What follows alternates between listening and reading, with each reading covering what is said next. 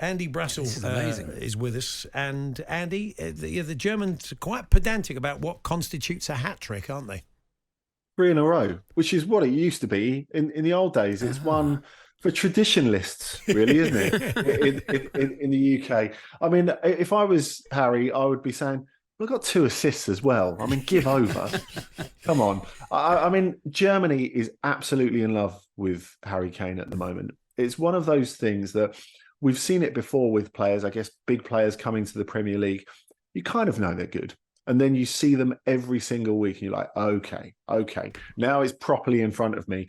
I understand the full picture. I've got it in widescreen. And that's exactly what Bayern Munich and German football are getting from Harry Kane at the moment. They beat Bochum, who they always beat, 7-0 at the weekend.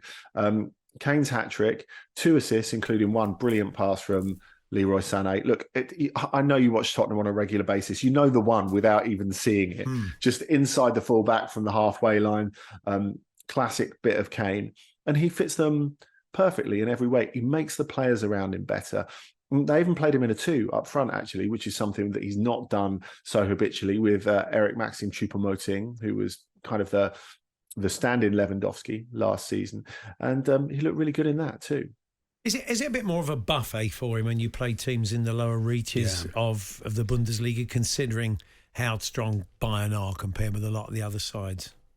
Well, I think that's it. There's, I guess, a lot of people will say, does this say something about the quality of the Bundesliga? Now, I think there are 2 ripostes to that. Firstly, he's playing for the best team in the division by a distance, which he wasn't when he was in the Premier League, and the players he has around him are almost as good as any team in Europe. You know, they're pretty close.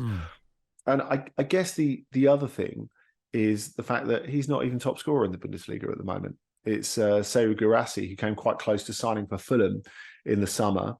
10 league goals for him already in 5 games. He scored 2 for Stuttgart. And bear in mind, for Stuttgart, you know, not a team that create as many chances as Bayern by any stretch of the imagination. The only player who's come out of the gate this quickly in a Bundesliga season before, Robert Lewandowski in 2021. And he ended up breaking Gerd Muller's season record that season, getting to 41 league goals. Now, I would bet my last quid that Guirassy, who scores such a brilliant variety of goals, by the way, will end up in the Premier League next summer. Wow. Well, it's he has made a fantastic start. Is the German coming on? Is he speaking any German yet? Look, he's into the lederhosen. I don't think we can ask for much more in September/October. If you dress for Oktoberfest, that's all that matters. Yeah, you're probably in the moment. He's on 7 goals in a couple of goals' time. He'll start with, say, 9, won't he? So there we are. There we are. He's got 2 one more word. goals and he's now 1 word. That's very true. Jude Bellingham, is he all that? 03717 22 33 Real Madrid beaten for the first time this season in the derby at Atletico. What happened there, Andy? First time they've dropped points this season, remarkably enough. And with Barcelona coming from 2-0 down against Rafa Benitez's Celta Vigo, João Cancelo scoring the winner against them eventually to go top. They needed something from this Real Madrid, but they were caught on the hop by Atletico, who were dreadful last week at Valencia. They lost 3-0. Simeone said it was the worst display of his whole time in charge. And then in the week, they conceded a 94th minute equaliser to a goalkeeper in the Champions League. Atletico, of course, even Providel for Lazio. So for Atletico to be psyched, to come out of the traps like they did, and then play the rest of the game so well was very, very impressive. It was something from Atletico past. And the interesting thing was, after Bellingham had saved Real Madrid in the last couple of games, they really got under his skin. They really wound him up. Now, you could see Carlo Ancelotti with arms folded, looking sullen on the touchline and swearing to himself in Spanish and Italian. There was a bit of a confrontation towards the end once the game had gone between all 22 players, sparked by Bellingham absolutely scything through Angel Correa. And it's the first time really we've seen the other side of him in Spain, where he loses his head a little bit because he's a terrible loser. Yeah, well, that's what people often say. You know, that's what you want. That's a good thing. That's it's a good trait. Yeah. It's interesting at the top. We're going to come on at the top of the French league in a minute, but the sandwich in the Barcelona-Real Madrid, or the meat in the Barcelona-Real Madrid sandwich, are Girona at the moment, have made a great start to the season. How comes? Girona. Yeah, another fairy tale, of course. They're owned by the City Football Group, but it's nevertheless a really good use of resources. They've got far smaller resources than most teams in the top division in Spain, and they've done it playing such terrific football as well. They beat Mallorca 5-3 on Saturday, which was more comfortable than it sounded. It was 5-1 until the last couple of minutes, and that was after beating Granada away 4-2 on Monday. So they're scoring goals. They're playing brilliantly. The young Brazilian Savinho has been great to watch, and he's been heavily involved in this week. So they're playing Real Madrid next week. So that'll be interesting to see Real Madrid try and recover. There is a midweek round of games, but it's a game that, you know, Girona are not going to sit back. They're going to try and have a go at Real Madrid if this season is anything to go by so far. So it should be brilliant. Interesting, yeah, exciting. France, Brest are top of the league. Simply the Brest. Simply the Brest. Yeah, that's the headline, I'm sure. Nice. PSG are lowly third. Again, why are they having such a good time of it at the moment? Another bit of Premier League influence here, actually. Well, a little bit of Premier League influence. Erik used to play in midfield for Sunderland, was their coach to steer them away from relegation at the end of last season, and has been brilliant at the start of this season. They played with great freedom, with a number of players who are kind of rejects from other clubs. Steve Mounier, who played briefly in the Premier League for Huddersfield, he came on. He's one of the best headers of the ball in the division and scored an absolutely towering header for their winner near the end. Lyon, with their first game under their new coach, Fabio Grosso, of course, scored the winning penalty in the shootout for Italy in the 2006 World Cup final. They have got a lot of work to do. I don't know what Laurent Blanc was doing with them all summer, but they look incredibly unfit. I think they must be amazing at golf, though, because they clearly weren't training at football.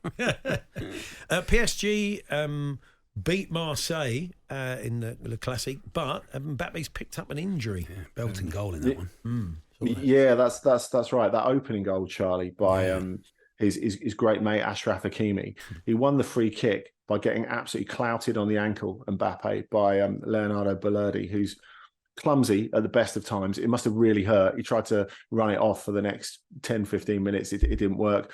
He got substituted. Gonzalo Ramos came on and scored twice, played brilliantly. His first goals for the club. Randall Colomwani got his first goal for the club too. That was number 2. And PSG, I went to see them last week against Dortmund. They just look so much more athletic and versatile than they did with Neymar, with Leo Messi, who unsurprisingly were a little resistant to change and didn't see any problem with the superstar model. But it's really interesting when we talk about that superstar model, how they continued to thrive last night after Mbappe went off. So maybe if we're looking forward a season and they don't have him anymore, it's not the end of the world. I couldn't believe those Messi comments, Andy. He felt that they didn't make enough fuss of the fact that he had won the World Cup. It's Yaya Toure and they beat France. It's Yaya Toure and the birthday cake again, isn't it? It is. I mean, you're absolutely right. They beat France, and that's something that Nasser Al-Khelaifi said, and it's not often I end up agreeing with something he said, but he came out and said, be realistic, we made a massive fuss of him at the club, but we're a French club. Genuinely, what do you expect? No, that was a bizarre thing to say. In Italy, Lukaku going well for Roma at the moment, and I wonder if Napoli and even Victor Osimhen maybe wish they'd taken the big money in the summer, because that's all going a bit pear-shaped at the moment, isn't it? Look, I always miss Andy when he's not on, but I was grateful to see that you're in today, Charlie, because I just feel that it's like a big list of Chelsea players who didn't do well succeeding elsewhere. It's certainly the case with Lukaku. 3 goals in successive games now. We'll get on to Hakim Ziyech's brilliant goal for Galatasaray in a minute, perhaps. But Lukaku looks the part already, and he doesn't look even properly fit yet. He doesn't look as toned and lean as he possibly can. It was a brilliant goal, actually, at Torino. He spun his defender and smashed it into the corner, and he looks great after those 3 goals in successive games. Not quite enough to get a win over the line, because Duvan Zapata, the player who they almost bought, and that deal fell through, so they ended up buying Lukaku. He scored a diving header for the equaliser for Torino. So that sort of striker merry-go-round, giveth with one hand, taketh away with the other, and all that. But the Osimhen thing is funny. I don't think it makes Napoli have keeper's remorse or anything like that, but he missed this penalty away at Bologna, substituted quite soon afterwards. They didn't win for the third successive league games. They've only got 8 points off 5 games so far.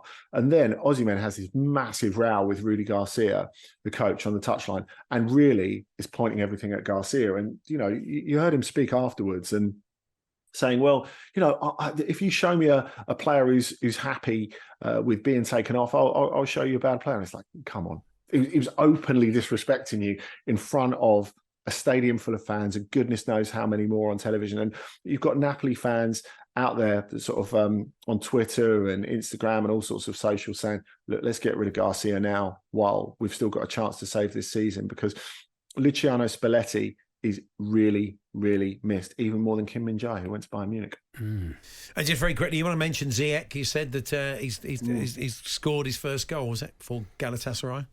Yeah, that's right, away at Başakşehir. It was the sort of nonchalant bit of skill that we've come to expect from Ziyech. Great control, and just smashed it into the corner with incredible technique, without even really trying almost. We know that's the kind of ability that he's got. Davinson Sanchez made his debut and really impressed as well. He was fantastic.